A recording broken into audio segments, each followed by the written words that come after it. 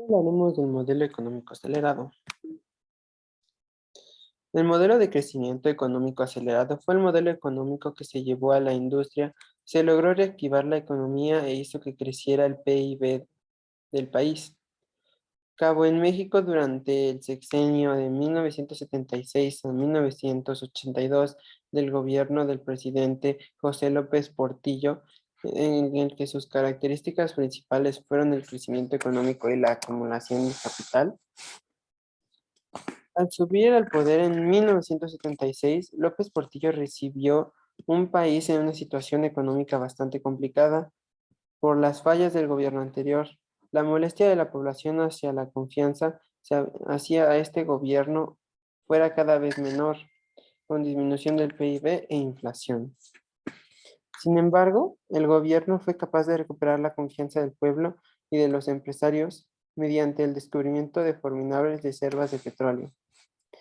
Esto posiciona a México como la quinta nación a nivel mundial con mayor cantidad de reservas de hidrocarburos, con la explotación de estos yacimientos petrolíferos en el posterior desarrollo. Sucesos históricos.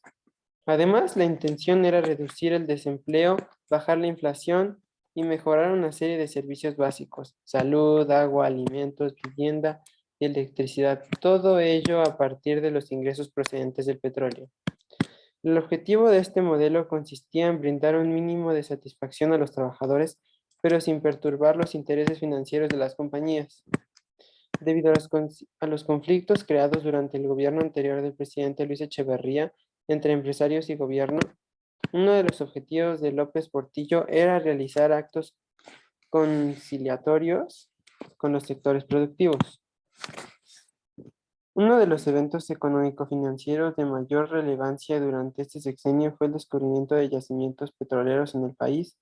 La venta de petróleo permitió postergar el aumento de tarifas del sector público, conservando casi inalterable el valor del peso mexicano de 1977 a 1980, siendo este de 22.70 y 22.90 pesos por dólar.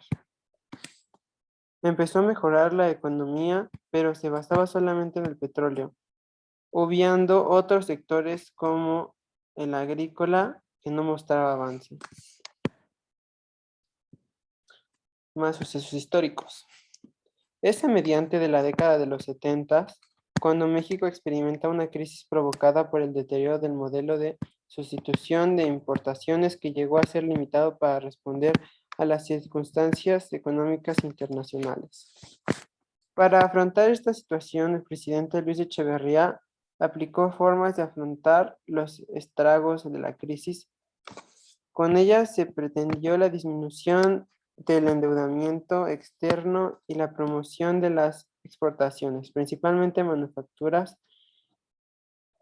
Sin embargo, estas iniciativas no menguaron el disgusto de los empresarios, que ejercieron mayor presión sobre el gobierno a medida que pasaba el tiempo.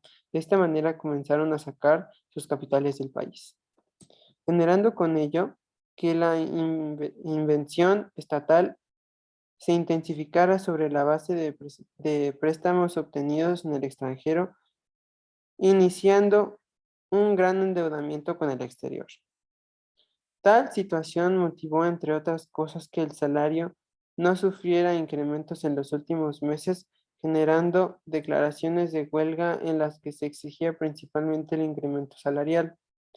Frente a estos movimientos, la clase empresarial mexicana señalaba que la huelga era factor que contraría la producción y que promovería la violencia, provocada por algunos sindicatos que, llamándose independientes, pretenden provocar un desquiciamiento económico general.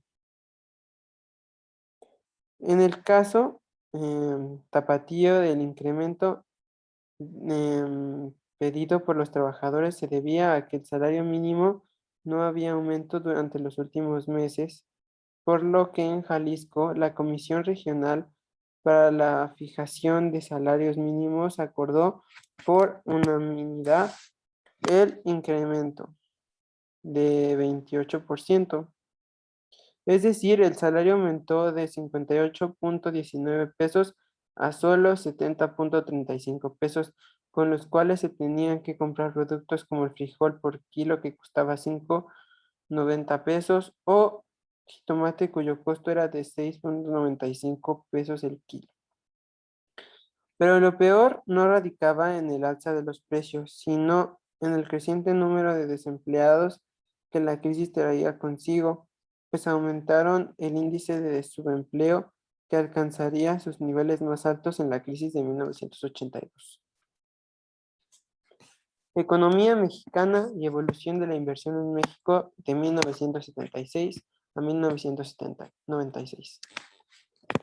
En este capítulo se identifica el peso que ha tenido la inversión en el crecimiento económico de México en los 20 años de estudio.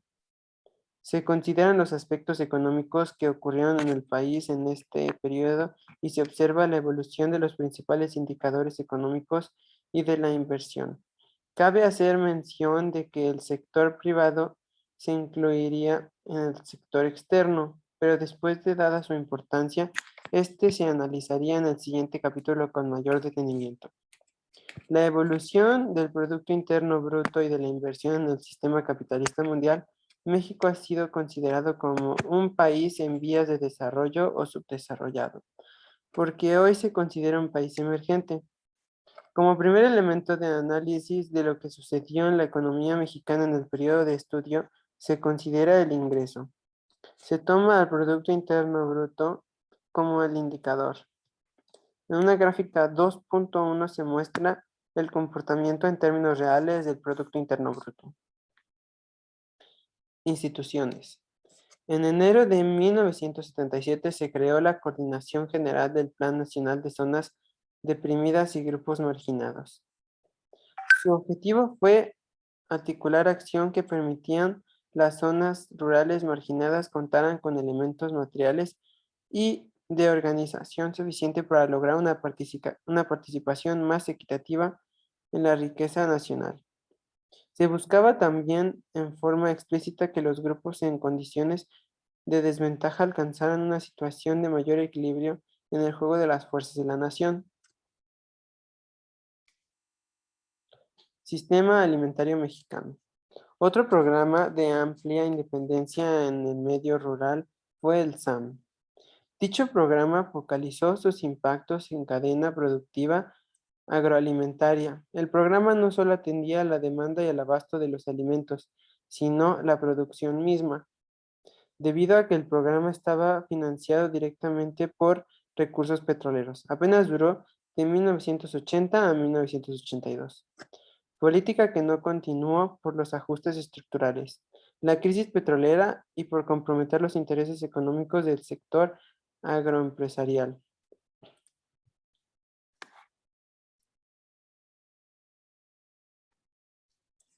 Ventajas y desventajas. Ventajas. Expansión en la prestación de servicios de educación y salud pública en la infraestructura pública. Creación de diferentes organismos como Consejo Nacional para la Cultura y Recreación entre los Trabajadores, Instituto del Fondo Nacional para el Consumo de los Trabajadores, Sistema Alimentario Mexicano, creación de los certificados de la Tesorería de la Federación que se convertirían en los bonos nacionales más importantes del gobierno. Desventajas. Incremento de la deuda externa y devaluación de la moneda mexicana. El déficit financiero del sector público en la relación al Producto Interno Bruto ascendió de 6.7% en 1977 a 14.8% en 1981. La política industrial del gobierno mexicano no consiguió promover una clase empresarial que compensara la importancia de los bienes de capital. Las empresas se dedicaban a fabricar productos de consumo inmediato subsidiados por el Estado con el precio elevado y de mala calidad, sin atender temas esenciales como el perfeccionamiento tecnológico y científico. Caída de los ingresos petroleros condujo a un déficit en 1981 de 14.7 y en 1982 de 17,6.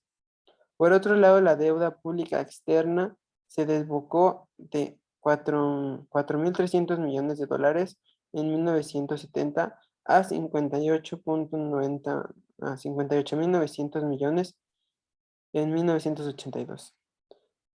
Control de cambios y nacionalización de la banca ante la fuga tremenda de capitales se estimaba en 22.000 millones de dólares estadounidenses. El estancamiento y la crisis de 1982 a 1995 fueron consecuencia tanto del deterioro de las instituciones así como de los desequilibrios fiscales ocurridos de 1971 a 1881. ¿Qué presidente implementó el modelo de desarrollo acelerado? El modelo de crecimiento económico acelerado fue el modelo económico que se llevó a cabo en México durante el sexenio de 1976 a 1982 del gobierno del presidente López Portillo, en el que sus características principales fueron el crecimiento económico y la acumulación de capital. Así, ¿cuáles fueron los objetivos de la Alianza para la Producción? Tuvo como objetivo corregir el desarrollo económico y reconciliarse con los empresarios. La Alianza para la Producción tuvo reformas en tres diferentes áreas: administrativa y política. Ahora, ¿qué establece el modelo de desarrollo compartido? El desarrollo compartido fue un plan de corte populista que buscaba compartir los beneficios del crecimiento y una alianza entre los obreros y campesinos. El gobierno López Portillista fue señalado por frívolo y lleno de escándalos como el atentado guerrillero a la hermana del propio presidente Margarita López Portillo, así como el encarcelamiento del director general de Pemex, Jorge Díaz Serrano, por situaciones extrañas que más bien parecían personales, y la más importante, que fue nacionalizada en de la banca y de control de cambios, lo cual trajo consigo una verdadera turbulencia en los mercados financieros y consecuencias fuertes, una estabilidad económica para el país. Estos son los participantes.